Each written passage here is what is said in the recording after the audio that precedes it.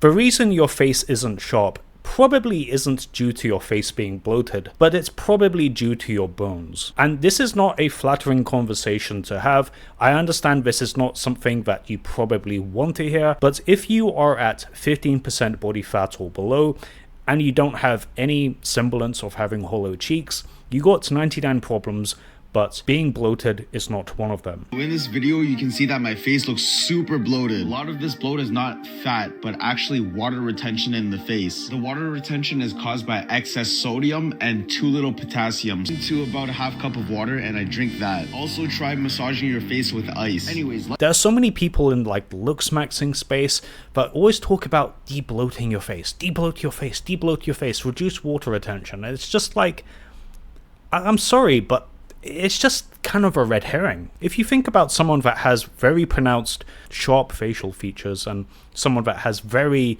good hollow cheeks, like take Jordan Barrett for example, do you honestly think if Jordan Barrett ate a extra large pizza and he had loads of sodium that increased the amount of, water retention in his face, do you honestly think he's not going to have hollow cheeks after eating that pizza?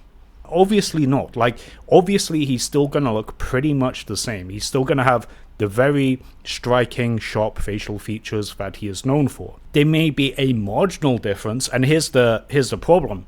The whole like face debloating, concept, there is a kernel of truth to it. There is a kernel of truth to it, and that's why it's kind of an effective red herring.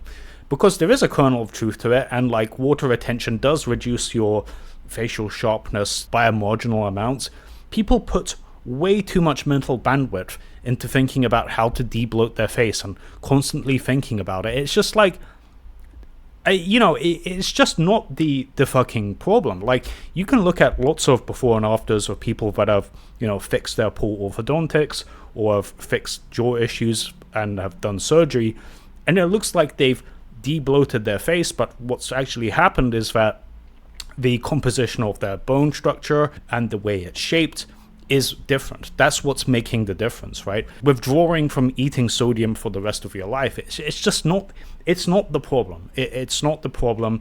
And I do feel like a lot of guys into looks maxing kind of need to have this cold water thrown in their face eventually, because it's just like, it's not comfortable to admit this to yourself as a man, but if you are like below 15% body fat and you don't have hollow cheeks, I'm sorry, but you probably don't have that much of a masculine skull. And I know that's not flattering to admit to yourself, but, it is what it is. You got to be real with yourself eventually, and, if you got a problem like that, you got to really address the root of the issue, rather than, like, chasing red herrings like water retention. It's just not the thing to worry about.